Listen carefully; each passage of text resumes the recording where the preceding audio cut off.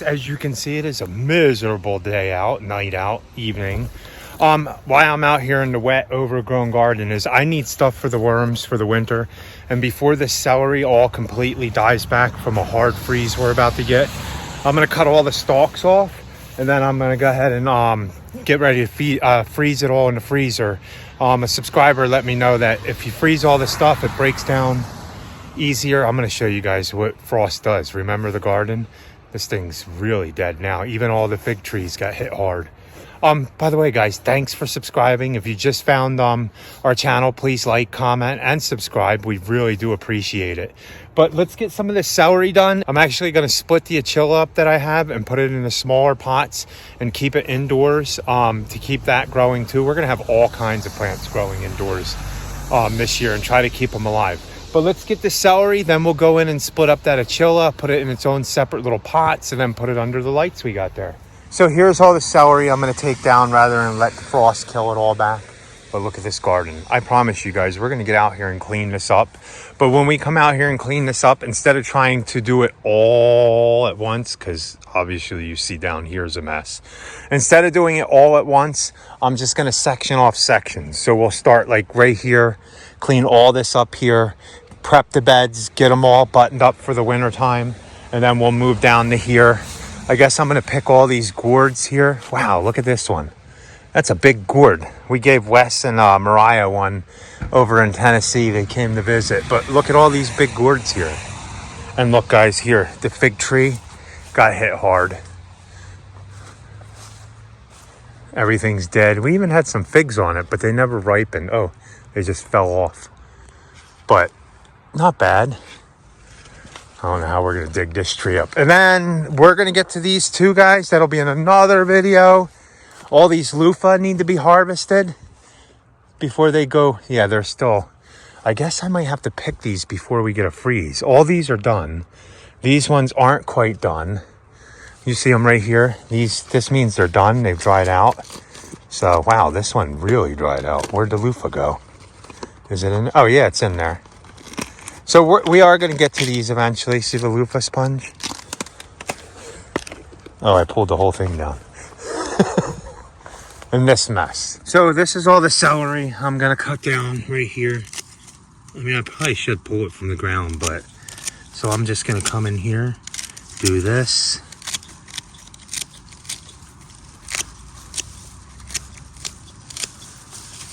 And then we're just going to take this whole plant and just put it in the bucket. Oh man, this stuff smells strong, guys. Like strong celery. Well, that's what it is.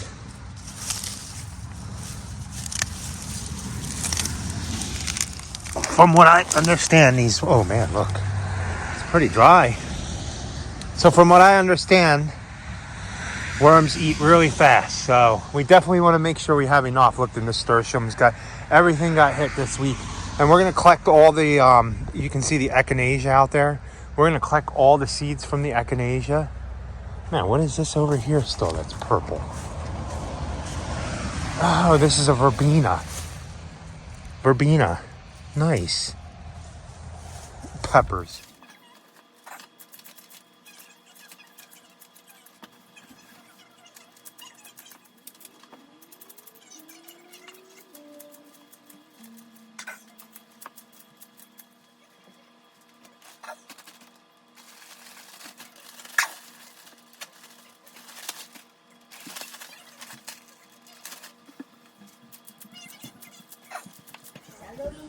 Yeah, but you can't eat it, it's bad. It's not bad, but it's... I don't like celery. You don't like celery? It smells disgusting. You don't like ants on a log? No. Wait, what? Ants on a log? Yeah, celery with peanut butter and raisins. Oh, no, I hate that. You don't like that? The one time I tried that, it was disgusting. Really?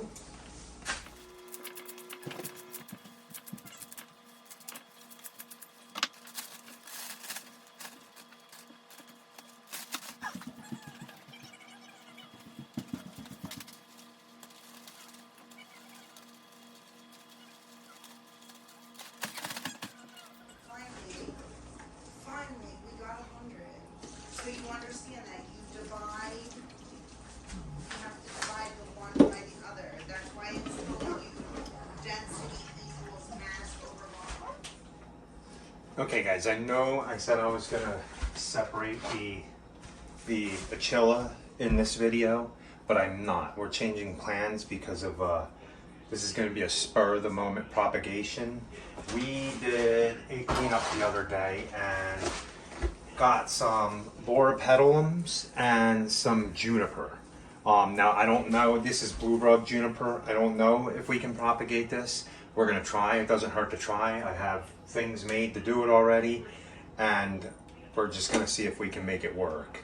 I'm only gonna use, I think probably, for doing this, I think I'm gonna do one whole dome of this Loropetalum and just put a bunch of them in the middle in the water, in a jar full of water. And then the other ones, the juniper, I'm gonna do as many as I can with the juniper to see if that takes root. So I'm gonna mix some soil right now. We'll wait for Rachel. She's gonna come out here and actually help me do this. And guys, thanks for watching again. We really do appreciate it. Hopefully this interests you. You can grow pretty much any plant indoor as long as you provide it with the ample amount of light. If you have too little light, they'll become long and leggy. If you have, I mean, you can't have too much of this light. The only thing is the lights do cost money to run.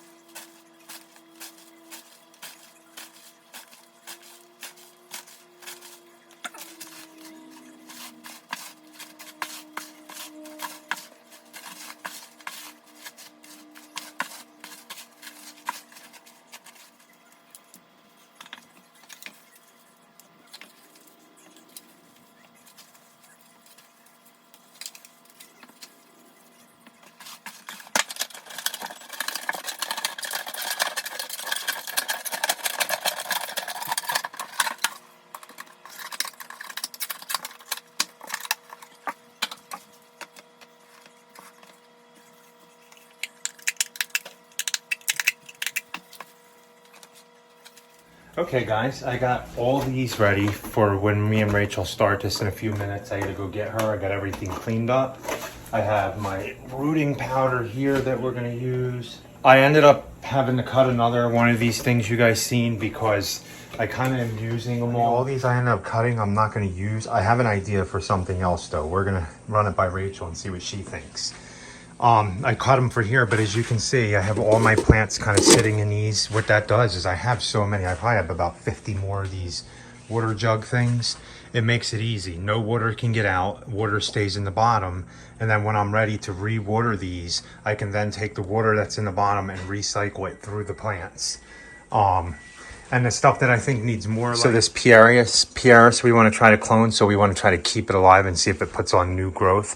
Like I said, anything will grow if you give it the ample amount of light. So the things that I think need more light, I move them out of the artificial light into the sunlight here in the afternoon. Look at the pretty rose. Can you grow roses indoors, guys? Have you ever tried it? But okay, let me get Rachel and then we will get this going and start this. Okay guys, I had to run outside with Rachel real quick to harvest all this because we're supposed to get a freeze. But if you want to watch that video and see how many we got, I can tell you them gourds there was all one plant. So we'll count them, but go to the next video when we go ahead and sort through all this and see how many we got. For now, we're going to get ready to propagate all these Loropetalums and they don't look good. So I'm not too promised about this, but we're only going to dedicate one for that. And then the rest for the juniper. So I'm gonna. They say that Loropetalum is harder too. Yeah. So, and this is old wood. It doesn't crack yet, but some parts I can bend it and it does. So I don't think we're gonna have a success with this, but it's not gonna hurt to try. Now this, I'm a little more hopeful, but we will see. So let me go ahead and get this cut up, and then Rachel's gonna help me plant all these in here.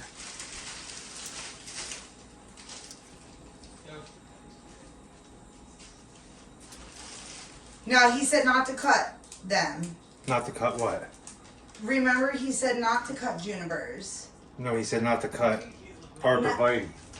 I can't tear that like you do the other one.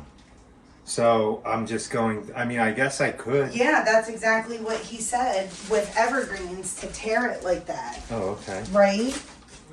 I'm pretty sure that's what he said, because you want that little wounded piece.